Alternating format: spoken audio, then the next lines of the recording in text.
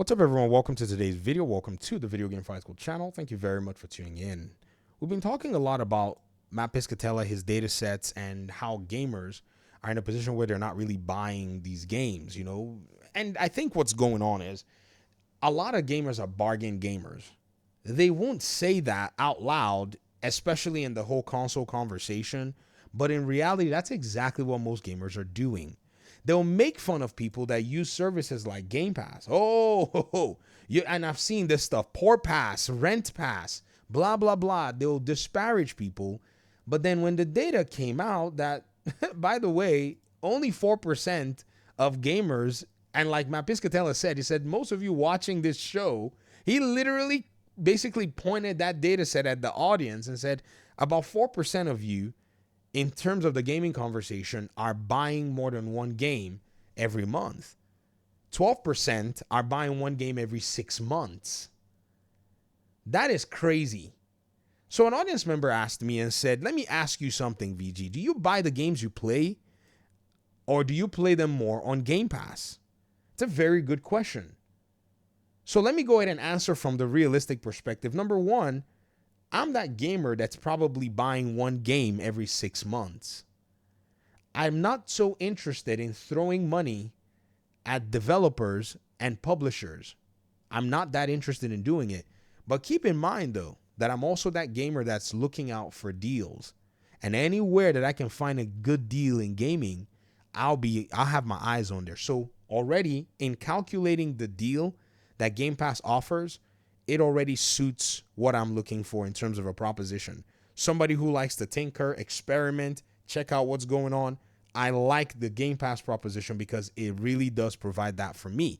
However, it's designed for much more than that because there are people who only get a Game Pass subscription and they have access to all these games, including brand new games. It is a big win for them and also a big win for someone like me. Because how would I have ever really known that I did like Sniper Elite as a game, even though I've not necessarily played too much of all the Sniper Elite games? But the very first time I played a Sniper Elite game, it was given to me for free. I bought a GPU and they gave me a Sniper Elite game as part of the deal. It was Sniper Elite 5. And I played a little bit of it. I was like, man, this is actually a fun game. However, I was playing other games. I was playing, I think, maybe Gotham Knights and The Division and covering all that content. So my time was very limited. So the kind of gamer that I am is I'm going to fixate and focus on 1 to 2 major games, sometimes 3. I have a very limited schedule to play video games. This is a reality. So mostly you'll see me, because my main channel covers The Division, I'll play The Division 1 or 2. I'm on a hiatus from The Division. And then for my leisure game, you'll see me play Mortal Kombat. These are games that I actually do enjoy and like. And then I'll start playing a lot of other games all simultaneously at the same time. It's crazy.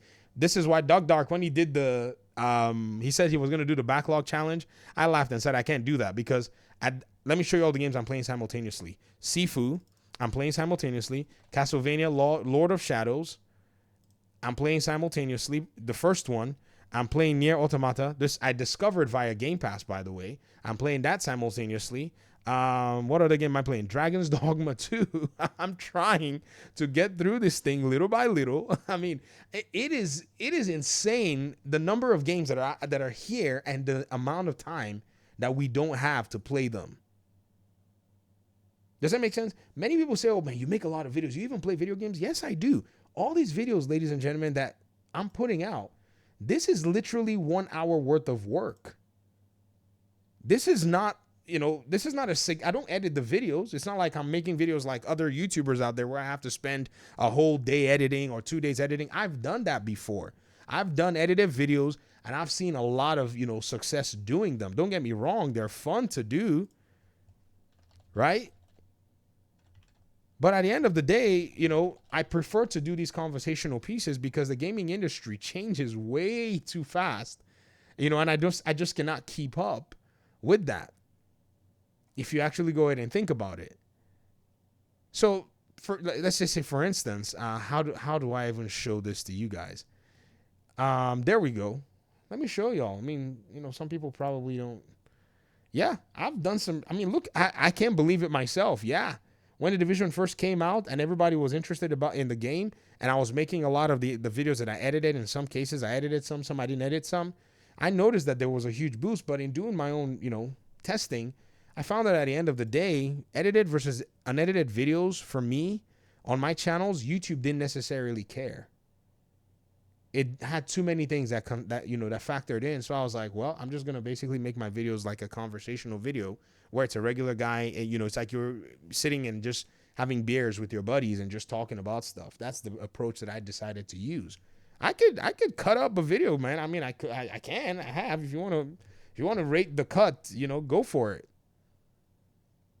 And so we got to be real as to how we approach video games, in today's day and age as gamers, and know that it's not necessarily because we don't have the resources. This is not that's not a slight on gamers not having the resources per se. It's just that player preference and player time is now significantly decreased as the majority of the spending population who bought games and are used to buying games are growing, while the new generation who should have actually been buying games are now being introduced to free-to-play games.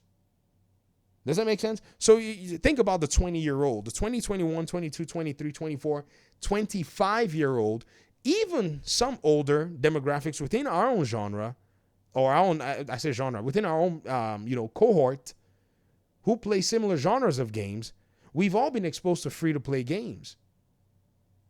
And so for the younger generation who've been exposed to free-to-play games, who played those games when they didn't have money to spend, their behavior is now already conditioned that spending spending this money for games is not necessarily ideal because I can play these other games with my friends. They're playing on their phones with their buddies.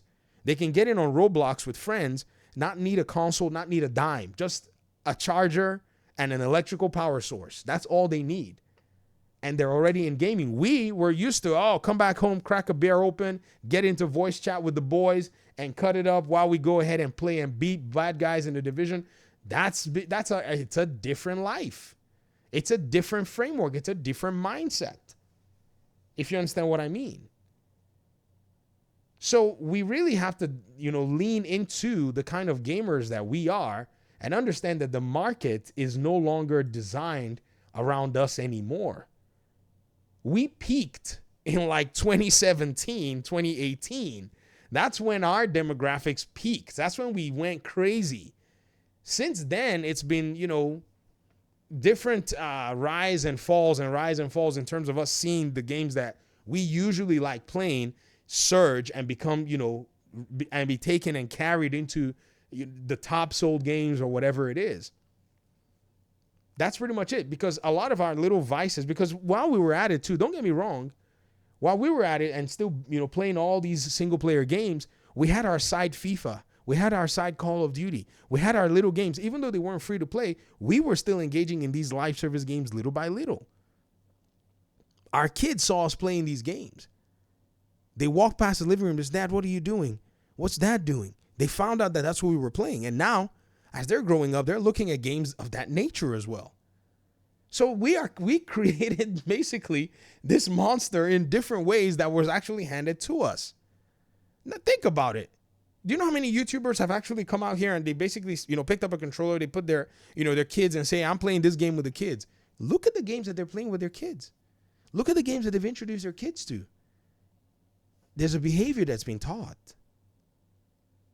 How do they then expect that their kids are going to do otherwise when they get to the point of where they start, spending money and stuff?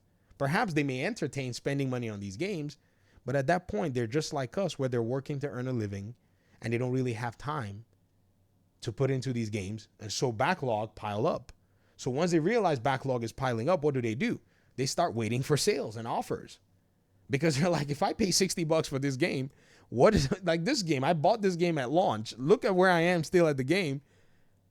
And I paid more for it because I bought this Mortal Kombat game on a deal. I've played way more Mortal Kombat in the past year than I have many games that I bought, because I just enjoy that game. It has the drop in, drop out framework. I can fire it up, play 2-3 games, play 4 games, and I'm out. But that's an accumulation of how I approach, a lot of my games.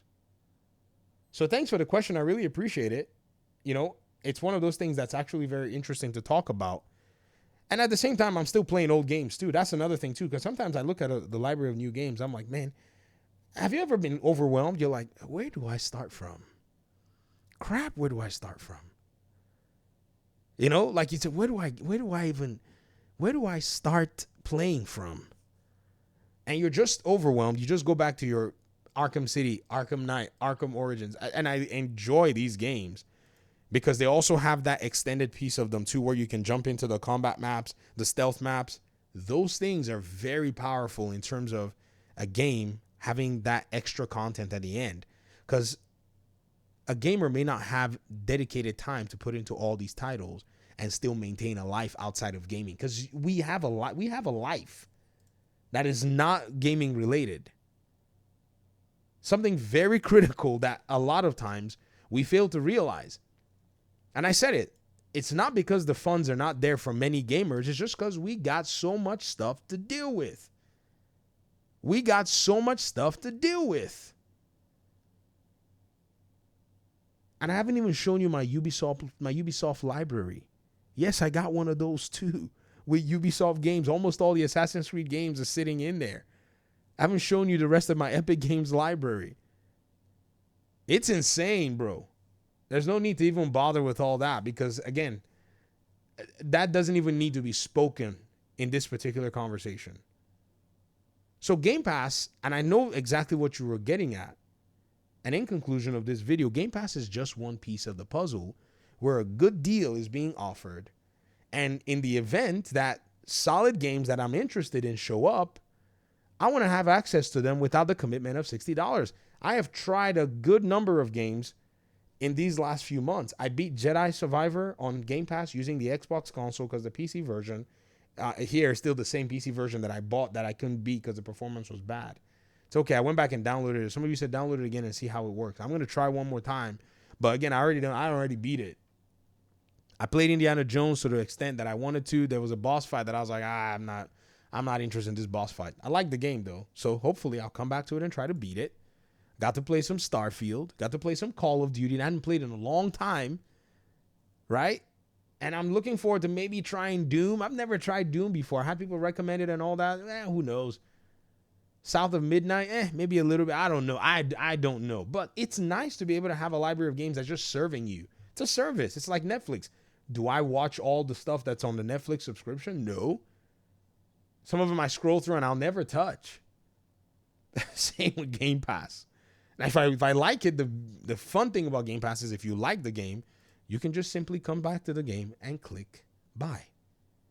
That's where it actually makes it better, because now you have access to the license and they are committing that they're going to make sure that your library is respected. That's, you got to, it's just like Steam too, and everybody else that has a digital store.